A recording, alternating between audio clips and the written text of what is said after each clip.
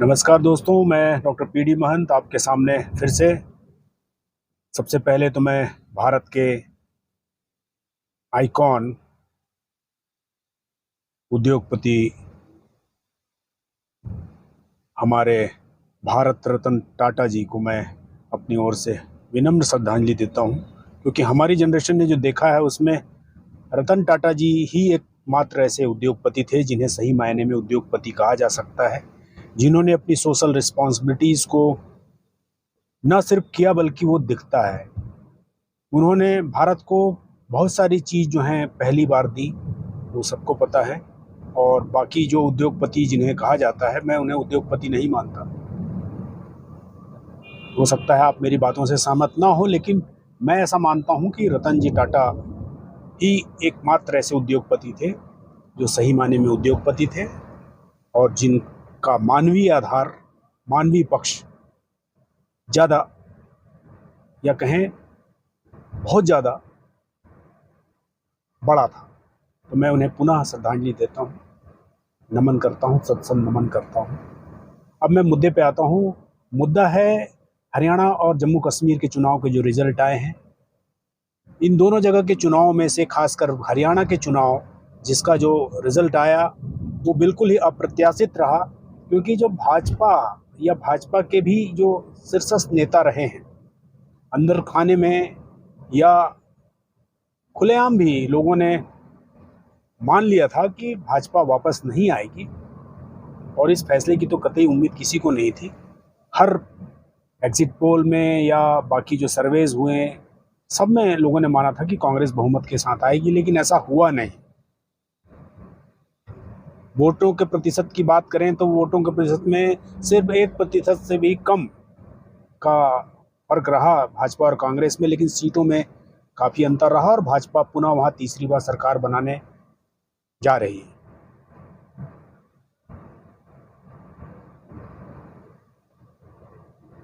और जो ये हुआ है इसकी सच्चाई सभी जानते हैं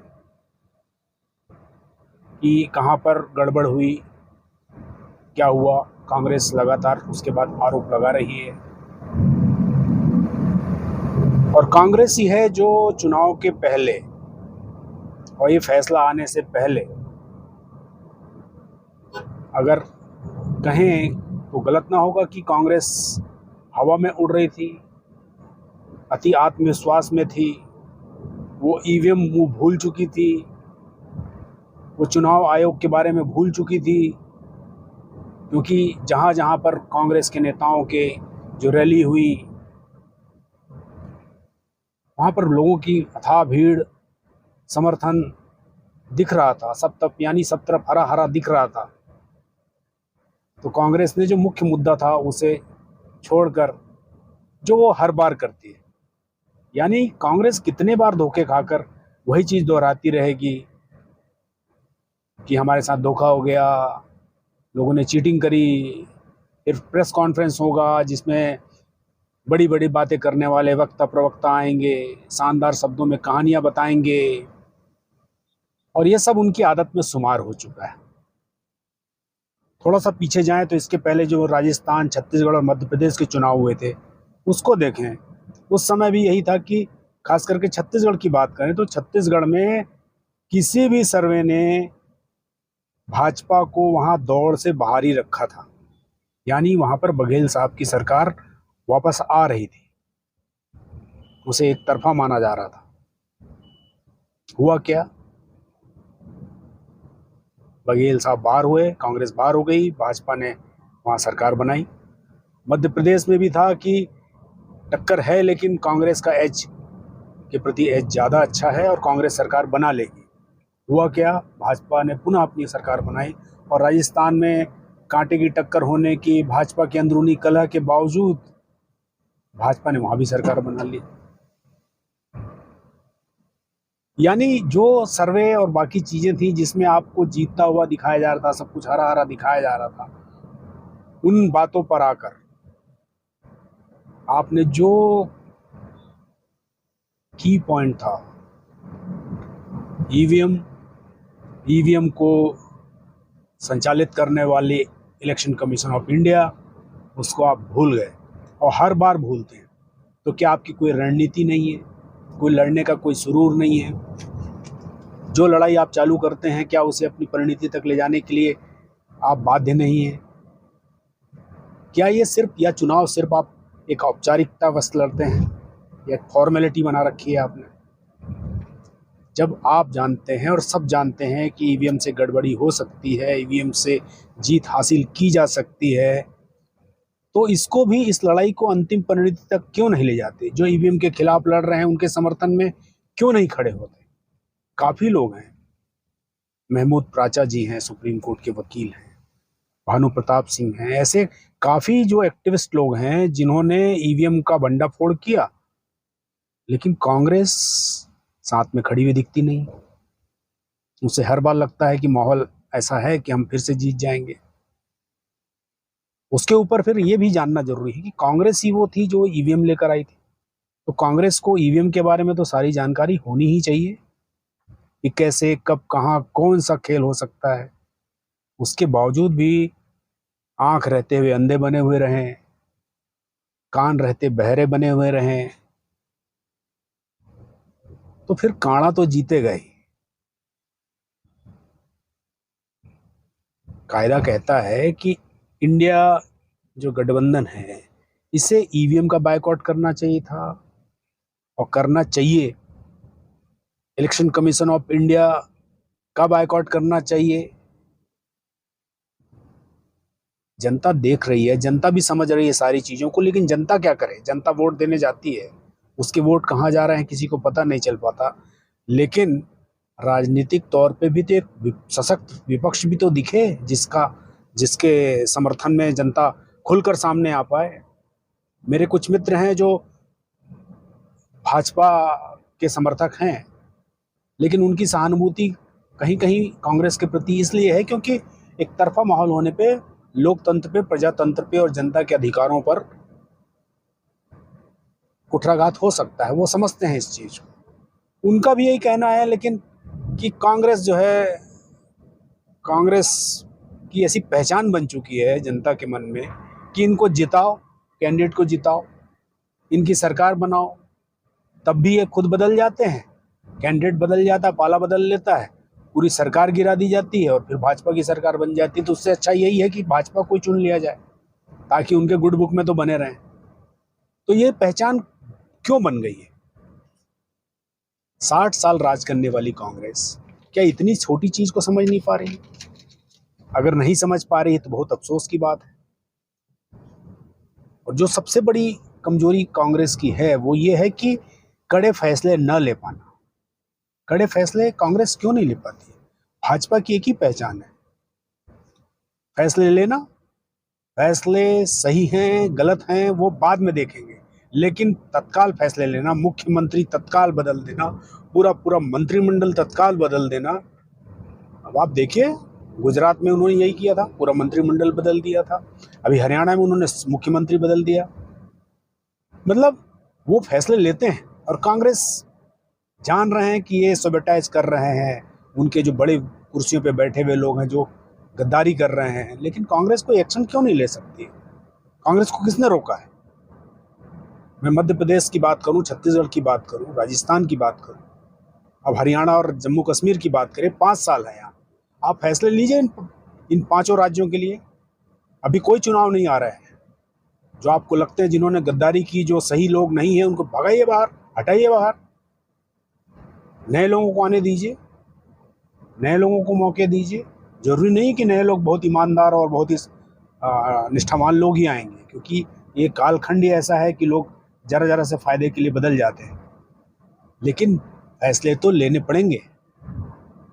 भाजपा को देखिए आप, अगर उनको लगता है कि उनको फायदा है तो किसी भ्रष्टाचारी को, किसी व्यभिचारी को, किसी अपराधी को भी अपने साथ लेने से नहीं चूक रहे। यानी वो साम दाम दंड भेद सब कुछ लागू करना चाहते हैं और आप शरीफ बनकर लड़ना चाहते हैं, नियम कायदे। और बाद में जब रिजल्ट आता है तो आप रोने लगते हैं, शिकायत करने लगते हैं। जनता भी इस शिकायतों से त्रस्त हो चुकी है। जनता आप पर भरोसा करती है, लेकिन आप सही तरीके से लड़ते नहीं हैं, हमेशा अनिर्णय की स्थिति में रहते हैं। जब युद्ध में, ये युद्ध ही है एक तरीके का, तो युद्ध में जब सब कुछ जायज है तो आप क्यों शरीफ बने रहते हैं? उसके बाद आप रोते हैं, प्रेस कॉन्फ्रेंस करते हैं, शिकायत करते हैं। सोचिए, ध्यान से सोचिए कि 2014 में कोई भाजपा की कोई लहर तो थी नहीं। एक नैरेटिव बनाया गया भ्रष्टाचार के खिलाफ, होगी थोड़ी बहुत सच्चाई होगी, लेकिन इन लार्ज जो जो भ्रष्टाचार बताया गया था, वो भ्रष्टाचार इन 11 साल में भाजपा सरकार ने उसे साबित नहीं किया, और वो चीजें जो आरोप लगे थे वो ज्यादातर गलत साबित हुए। लेकिन उसके लिए भाजपा ने ऐसा माहौल बनाया, और उसके कारण कांग्रेस से चिढ़कर लोगों ने भाजपा को चुन लिया। अब आज 10 साल बाद क्या कांग्रेस को ये लगता है कि क्योंकि जमीनी स्तर पे जनता जो है त्रस्त हो चुकी है सरकार से, महंगाई से, बेरोजगारी से, हर तरह के मुद्दे से, भ्रष्टाचार से, तो क्या कांग्रेस ये उम्मीद करती है कि बिल्ली के भाग से चीका फूट जाएगा? लेकिन भाजपा और उसका संगठन बहुत चतुर सुजान लोग हैं, वो रणनीति उनकी बहुत अच्छी रहती है।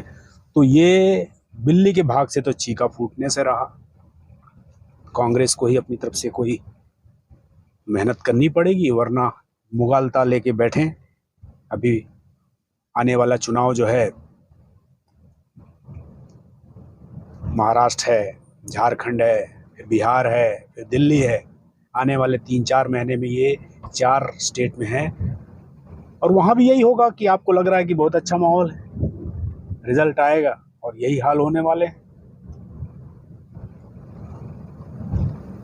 और भाजपा ने, क्योंकि जम्मू कश्मीर में कांग्रेस के खाते में सिर्फ 6 सीटें आई हैं, तो जम्मू कश्मीर की 6 सीटें, तो जो एक नैरेटिव अभी लोकसभा चुनाव के रिजल्ट में बना था, वो बीजेपी उसे ध्वस्त करती हुई दिखती है। वो बताती है कि कांग्रेस कहीं नहीं है, कांग्रेस कहीं भी मैदान में नहीं। और ये जो नैरेटिव बनेगा, ये दो धारी तलवार की तरह होगा, क्योंकि जो क्षेत्रीय दल जो कांग्रेस के साथ आना चाहते थे, उसमें भी भगदड़ होगी कि कांग्रेस तो कुछ कर पा नहीं रही है, तो इंडिया गठबंधन के कमजोर होने की भी स्थिति बनती है। तो कांग्रेस को फैसले लेने होंगे, मजबूती से लेने होंगे। 10 साल बहुत समय होता है। कांग्रेस ने वही गलतियां, बार बार गलतियां। आप ईवीएम के खिलाफ अगर खड़े हो जाएं दम से, इलेक्शन कमीशन के खिलाफ खड़े हो जाएं दम से, और ये जो गद्दार पार्टियों में बैठे हुए हैं इनके ऊपर एक्शन लें दम से,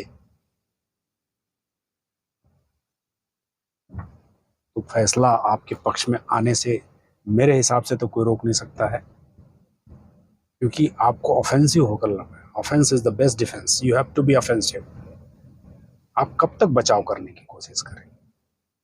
जनता भी सब समझ रही है, जनता आपसे बेजार होती जा रही है। वो किसी को भी चुनने को राजी है, लेकिन आपको चुनने को राजी नहीं हो रही है, क्योंकि आप सलीके से लड़ना नहीं जानते, सलीके से चीज़ों को रखना नहीं जानते, किसी भी लड़ाई को अंतिम परिणति तक नहीं ले जाना चाहते। आपका नेता, हमारे नेता राहुल जी, पूरी ईमानदारी से, पूरी मतलब सारी चीज़ें वो करने को राजी हैं, सब चीज़ कर रहे हैं, लेकिन उनकी भी एक चीज़ है कि वो शीर्षस्थ हैं, तो उनको एक्शन लेने में, उनको फैसले लेने में क्या दिक्कत है? किसी के लिए दुनिया रुकती नहीं है। आप किसी को हटाएंगे तो कोई ना कोई आएगा, उसको रिप्लेस करेगा। इसलिए फैसले लेना चाहिए, और इससे कैसे कांग्रेस आगे निपटेगी ये भी सोचने का विषय है। खड़गे जी और राहुल जी को इस पर तत्काल फैसले लेने होंगे, इस पर विचार करना होगा, वरना जो एक मुहावरा जो चल निकला था कि फला हैं तो मुमकिन है, तो चलता ही रहेगा, फला है तो मुमकिन ही रहेगा। मैं जिन्होंने जीत हासिल की है इस विधानसभा में दोनों राज्यों में, मैं उनको बहुत बहुत बधाइयाँ देता हूँ। खास करके विनेश फोगाट जी को बहुत बहुत बधाइयाँ, जिन्होंने जमीन पे, कुश्ती के मैट पे, सड़क पे, ओलंपिक के पटल पे, सब जगह स्ट्रगल किया, लड़ाई करी, संघर्ष किया, फिर राजनीति में आई और उन्होंने जीत हासिल की, वो एक प्रेरणा के तौर पर लोगों के सामने है। और हम उम्मीद करते हैं कि वो उसी जीवटता से, उसी दमदारी से अपने क्षेत्र की, हरियाणा की आवाज़ बुलंद करती रहेंगी और पूरे देश की महिलाओं और लड़कियों की आवाज़ बुलंद करती रहेंगी, ऐसी उम्मीद करता हूँ और उन्हें बधाई देता हूँ। और अंततः जो है, एक 2 लाइन से मैं अपनी बात को ख़त्म करना चाहूँगा कि हारी हुई बाजी को जीतने वाले को फला फला फला फला कहते हैं, फिल्मों के हिसाब से बाजीगर कहते हैं। हारी हुई बाजी को जीतने वाले को बाजीगर कहते हैं, और जीती हुई बाजी को हारने वाले को क्या कांग्रेस कहते हैं? ये मुहावरा प्रचलन में आए उसके पहले कुछ करना होगा, सावधान होना होगा। सावधान हो जाइए। लोकतंत्र के लिए, या कहते हैं रोटी पलटी ना जाए तो जल जाती है, तो लोकतंत्र के लिए रोटी को पलटना भी बहुत आवश्यक है। सावधान, सावधान इंडिया। नमस्कार।